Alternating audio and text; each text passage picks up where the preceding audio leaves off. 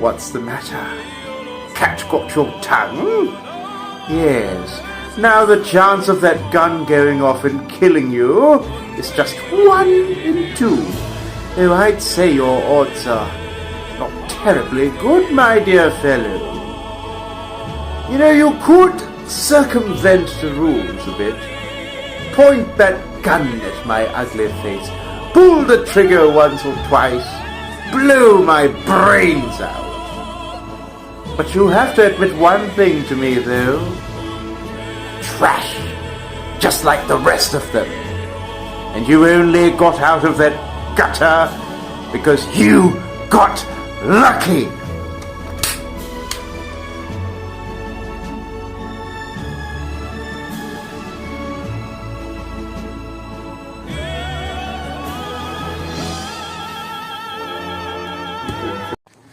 Hello and welcome back to the brutal capitalist dictatorship of Kuala Lumpur. I hope you're having an amazing day, because if you're having an amazing day, I'm having an amazing day. If I'm having an amazing day, you should also be having an amazing day. Now, to all of you celebrating Chinese New Year, I'd like to say Happy Chinese New Year, comrades. Gong Xi Fa Chai. I too am celebrating in about an hour's time. Yes, reunion dinner is in an hour's time. But first, I need to complete a 40-minute run before I pig out tonight on yisang and all sorts of Chinese delicacies. Yes, we have to always keep our bodies fit for the revolution because the reactionaries are training hard to kill us. We too must train just as hard, if not doubly hard. Make civilized the mind and savage the body. Now, today's video is going to be capitalist-induced psychopathy. First of all, I think it's helpful if we can define the term psychopath. What is a psychopath? Am I a psychopath? Are you a psychopath? Well, that all depends. First of all, one of the traits of a psychopath is basically lack of empathy.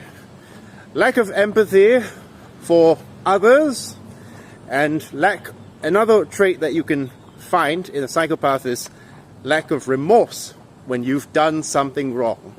Constant shifting of blame towards other people whenever you do something to hurt them. So, for example, if a sadistic and violent drunk husband beats his wife, he may say, "Why did you make me do this? Why did you make me beat you? You make me hurt you." It's very much like how, you know, the Israelis always say to the Palestinians, why do you make us do this? You know, that's basically psychopathy. But I would describe Israel as a country of mass psychopathy. But anyway, another trait of a psychopath is basically lack of regard for the safety of oneself as well as the safety of others. So a psychopath likes to engage in risky behaviors, and the psychopath enjoys putting others in dangerous situations as well, just for the sadistic thrill of it. Now, another common trait of a psychopath is glib or superficial charm. A psychopath is able to navigate in society because he's able to mask who he really is. He's able to mask the reptilian creature that he really is behind that suit. So think of any corporate CEO or anyone from the professional managerial class, really, such as managing directors, bankers, and lawyers. Yes, well, there are only a handful of good lawyers, and I believe I can count them with my hand, and Vladimir Lenin was one of them. Anyway, in the critically acclaimed Netflix series Squid Game, the secondary antagonist, the recruiter, who recruits desperate people to play the violent death games, is the classic garden variety psychopath. He is slick and charming on the surface, which belies a reptilian creature on the inside. He is both cruel, callous, and unempathetic, having no regard to the poor or the downtrodden, in his own words, regarding them as trash. So he sees the poor and the downtrodden of society not as individuals who need help, but as trash that need to be eradicated. Completely lacking in any remorse whatsoever, he regards even his own father as trash. In a confession to the main character, he admits that he himself shot his father while working for the Squid Games. He lies, cheats, and manipulates poor, desperate people into playing the deadly death games. He is willing to kill his own father without a second thought. And, of course, he also does not seem to have any remorse for his actions, going so far as to justify his role in serving his sadistic corporate overlords as simply the role of a garbage man, cleaning out the trash of society. Yes, and in order to justify to himself his behavior, he even does a social experiment of bread and lottery tickets in order to prove to himself and to others that what he's doing is really not morally wrong, but simply that poor people are trash, and that poor people naturally make bad decisions and they should pay for their bad decisions. You know, he'd make a great fit for the GOP, he'd make a great fit for the Republican Party. In fact, if they need more token Asian candidates, a character like the Recruiter would be a great fit for the GOP. Now, most psychologists agree that psychopathy, unlike sociopathy, which I will discuss in a different video, is in fact innate.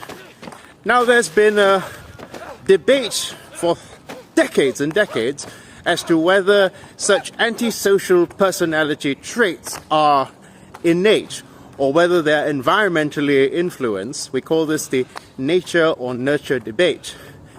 And psychologists have debated for decades as to whether antisocial personality disorder that you see in characters like the Recruiter are innate, or are they a product of society? And most psychologists agree that sociopathy is not hereditary, or I should say most psychologists agree that sociopathy for the most part is influenced by one's environment, while psychopathy, on the other hand, is genetic. Most psychologists agree that there's a certain genetic code that makes one more susceptible towards antisocial personality traits. We call this the dark triad personality traits. Now, if we're going by this definition, lots of people in power, lots of very, very highly intelligent and highly charismatic and highly influential people could have been categorized as psychopaths. But from the Marxist point of view, what people deem as antisocial personality disorder is simply a product of material circumstances. So we're going to go with the we're going to go with the nurture argument. As Marx tells us, it is not the consciousness of man that defines his social position, but rather the social position of man that defines his consciousness. In other words, you are a product of your circumstances.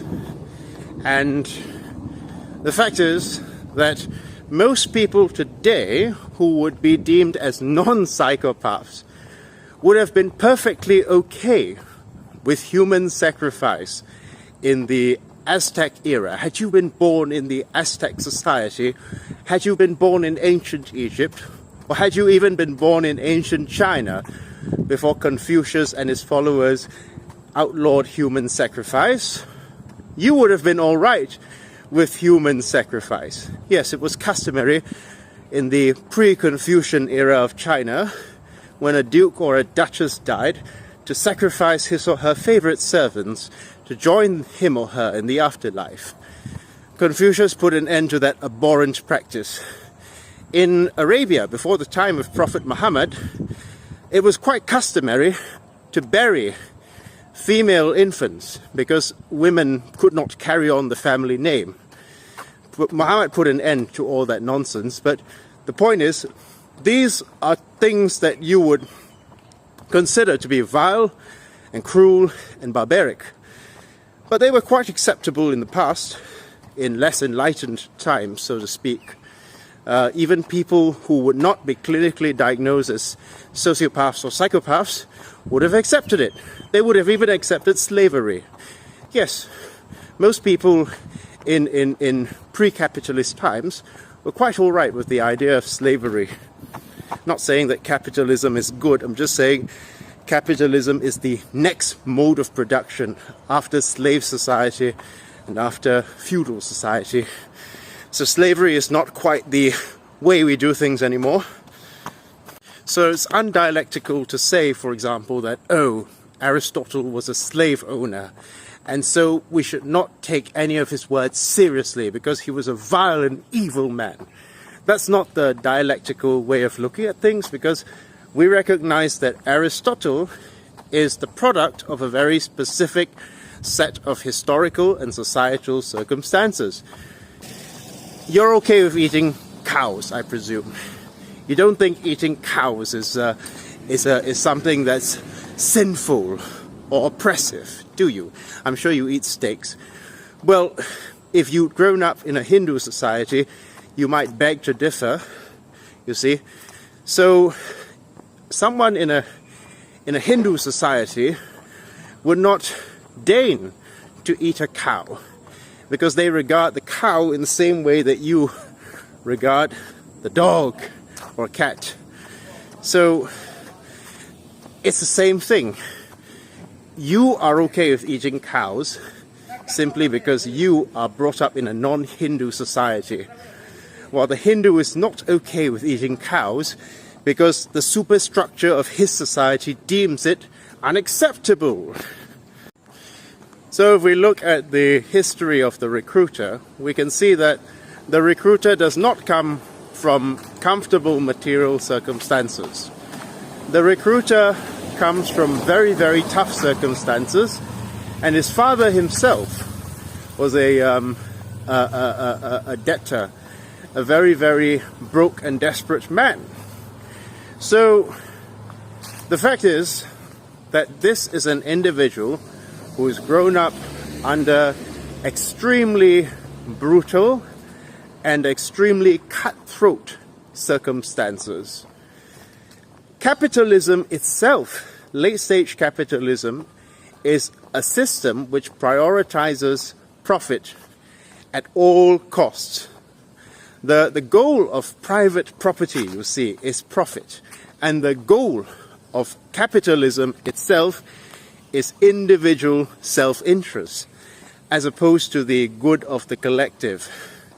So when you have a system that rewards selfishness, that rewards risk-taking, that rewards basically psychopathic behavior, like stepping on others to get ahead and ruthlessly destroying all your competition, whether that be on a corporate, whether that be on a company basis or an individual basis, because even the most ruthless, or I should say, even when capitalists are concerned, under this system, this dog-eat-dog system, only the most ruthless and cutthroat capitalists can actually make it, while the others get subsumed and proletarianized, so to speak. That means the capitalists that get eaten up by the system end up becoming workers. Well, basically what happens is that you will see mass psychopathy, psychopathy on a mass scale. Like, take a country like Israel, for example. Are there good Israelis on an individual basis? Yes, of course. But the fact is that the vast majority of Israelis do not see Palestinians as human beings. The vast majority of Israelis thought that the Israeli government was not being harsh enough on Palestine. And the vast majority of Israelis, in fact, view Palestinians in the same way a psychopath would view his victims. Whenever you talk about Palestinians, you can see, for the vast majority of Israelis, that the hate just lights up in their eyes. Are they inherently evil? Are these Israelis inherently genetically psychopathic? I don't think so. I think what has happened is that they have been conditioned as a result of various factors to basically see Palestinians as being subhuman. In the same way, Japanese soldiers were basically conditioned to seeing Chinese and Korean people as subhuman. Even nice, normal boys next door ended up committing horrendous atrocities because of mass psychosis. And this mass psychosis of capitalism, I believe, this rewarding of the most ruthless and cutthroat behavior is exactly what breeds psychopaths. So we can talk about all sorts of ways to deal with psychopathy. We can talk about locking up people who have been diagnosed with psychopathy, or parents who find that their children have been diagnosed with psychopathy. Understandably, distraught parents may be wondering, what are we to do with our children, knowing that our children are monsters? Well, I say that you've got to change the structure of society, because your children didn't turn out psychopaths by virtue of their genetics.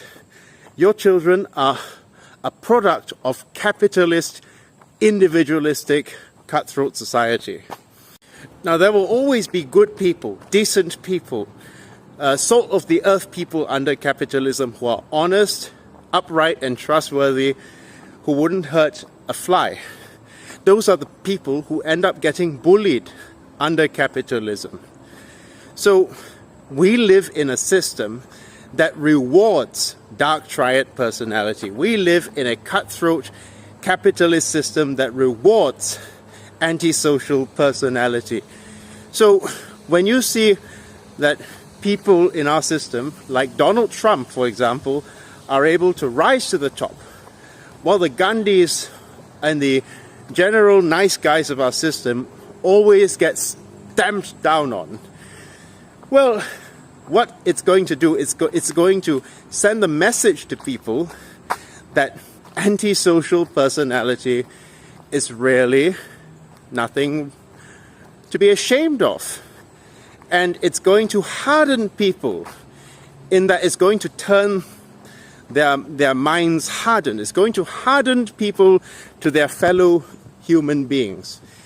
And it's going to basically create a very cold, uncaring and unempathetic system. If you have a system that prioritizes individuality above all, well, fundamentally, people naturally respond to their material conditions. And the most extreme of us will end up becoming like serial killers, like Ted Bundy, or like the recruiter in Squid Game. So instead of asking, how can we fix, what are we to do with these antisocial personality disorder people, I'd say we restructure society in such that being selfish is fundamentally not rewarded. Or I should say, being a selfish bastard is going to get you penalized rather than rewarded. Because when you do that, it also restructures the quality of the people. Now, basically, the idea should be to restructure society in such a way that basically being evil or being cutthroat or being a selfish bastard actually gets you punished and doesn't benefit you in the end. And do you know what we call that type of society? Yes, a socialist society.